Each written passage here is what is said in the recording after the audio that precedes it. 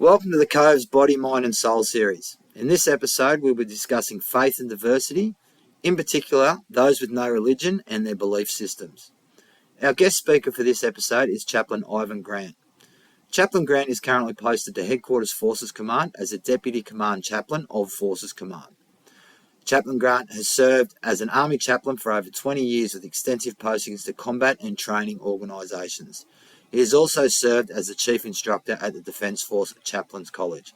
Padre, welcome and thanks for supporting the Cove. Firstly, you are a Christian chaplain and we're about to talk about those with no beliefs. What makes you an expert on this? Yeah, thanks, Mark. One of the things as a chaplain, I've been a chaplain for 20 years, and as you move around, you have in-depth spiritual discussions with almost every form of belief system that you can imagine, and some that I hadn't even imagined. And so one of the advantages of chaplaincy is that aspect that we connect with everybody.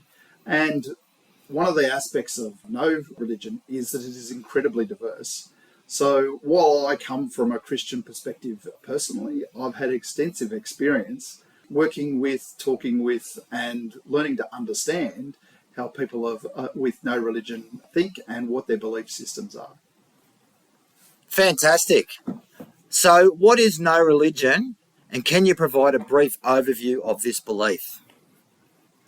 One of the things with Australian society is that it is becoming more secular. When you look at the latest census results that's come out, you've seen a growing increase in people that tick no religion. But one of the things that we need to understand is what is no religion? What does that mean? So when we look at no belief, it fits into three broad categories. One is a belief that the human being is the top of the pyramid, that science and rational belief and art and the fundamental moral goodness of human beings is the pinnacle of human achievement, and people have shaped a belief system around that.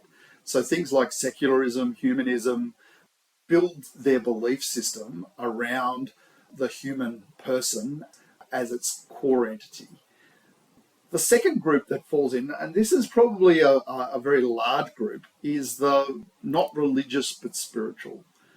There is a significant group of people that when they come to tick the box of no religion, part of it is that it's not that there is no box for them to tick that fits their understanding of the world.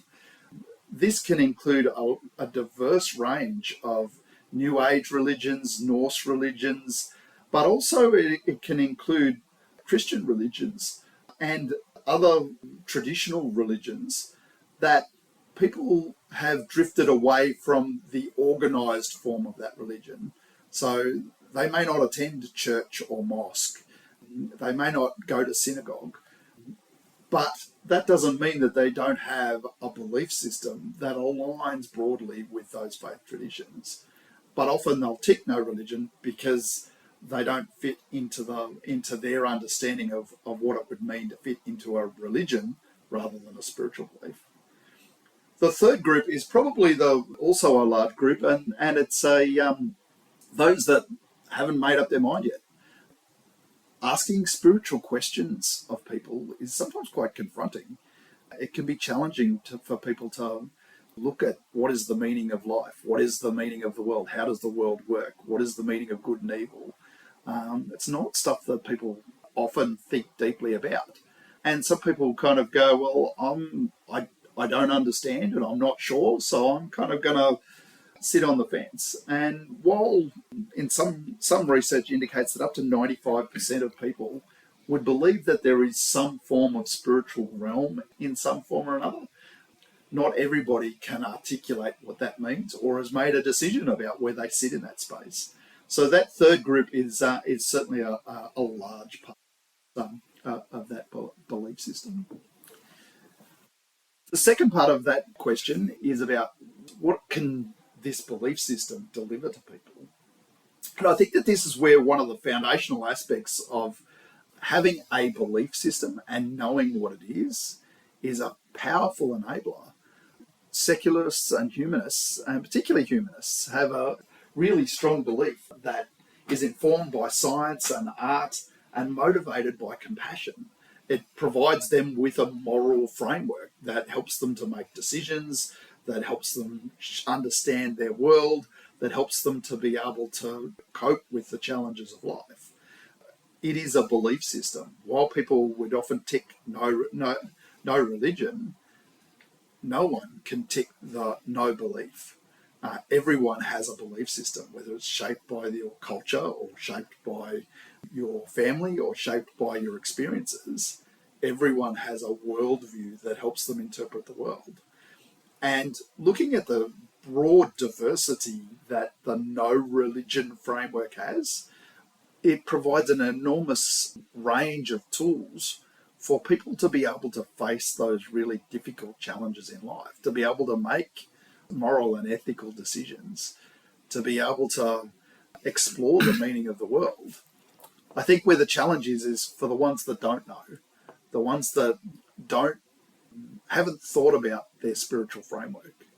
And I think that this is where one of the biggest enablers for defence is that sometimes we're required to make decisions about life and death. We have the capability of applying lethal force. Stepping into the battle space means that you have to confront the challenge of your own death and the death of people around you. Making sense of that requires a strong foundation of understanding of how I make sense of the world. And belief systems, whether they're religious, spiritual, or secular, actually provide that really valuable framework to be able to make some of those really difficult choices and to be able to face some of the real challenges that day-to-day life provides. Okay, Padre, people with no religions, how do they feel? Are there issues with them approaching Padres in defence for support? Certainly in my experience as a chaplain, people of no religion have had no dramas with approaching chaplains across the board. I think that chaplains in policy are actually required to support people of all faith traditions and of no faith traditions. And the amount of conversations that start with, Padre, I'm not religious, but. And our role is not there to push a particular religious or view or a particular belief system. Our role is to be able to care for people, support them, be that listening ear, and help people to find and articulate their belief system so that it becomes an enabler for them. All right, fantastic. Thank you. How does this belief support a believer, and what difference does it make to the individual? I think one of the most important things with any belief system is understanding what that belief system is. Having a worldview, having an understanding of your values and of what sits behind them, of what drives your belief system, is a powerful enabler to be able to face the real challenges of life. Life is difficult and complex. We make ethical decisions every day. We face hardship and pain and suffering on a regular basis. Our society it changes and evolves around us. And particularly as soldiers, we face the challenges of we carry the responsibility of employing lethal force. When we step into the battle space, we face the very real reality of the potential of our own death or injury, as well as the challenges, moral challenges of killing other people. One of the most important things that you can have to support you through those journeys is a robust understanding of the world and of your beliefs and of what your values are and what drives them, because that will help you to make sense of the world and give you tools to be able to face those challenges. How does belief system support defence capability?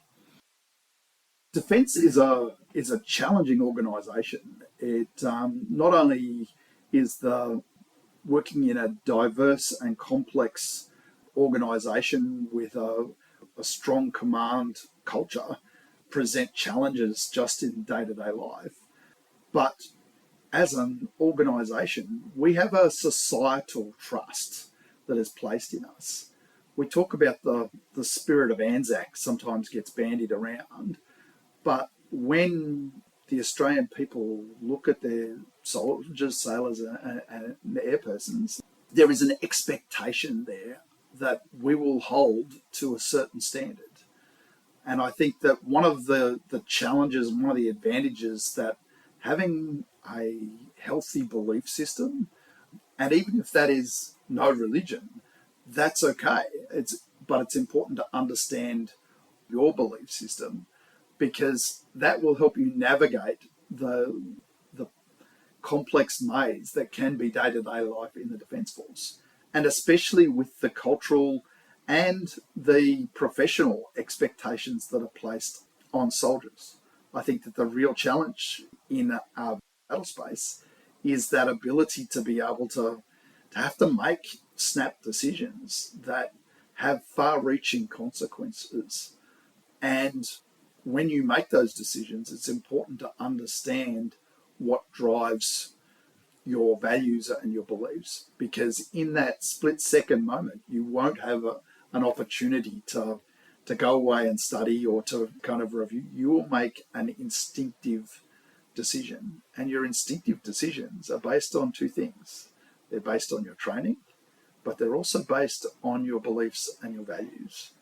And understanding your beliefs and values, regardless of what they are, is a powerful enabler for defence. And finally, Padre, how can a local commander support an adherent to this belief group? This one's a bit of a challenging one because of the diversity that sits in this space. But I think one of the things that commanders should always recognise is that whether it's a spiritual or religious belief or a non-belief, it's important to, where possible, support those belief systems within the operational constraints of the Army. And particularly for those who are strongly secular or humanist, they may actually find attending religious events that are sometimes woven into our ceremonial activities, they may find them challenging. And so being able to recognise that it's not appropriate to force somebody to attend a religious event is an important part of their belief system.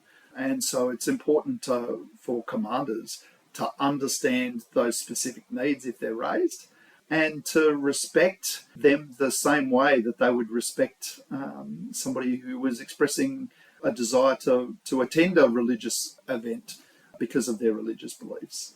So I think that from a practical perspective, also understanding that when somebody ticks no religion on PMKs, it doesn't mean that they don't have very deeply held spiritual beliefs.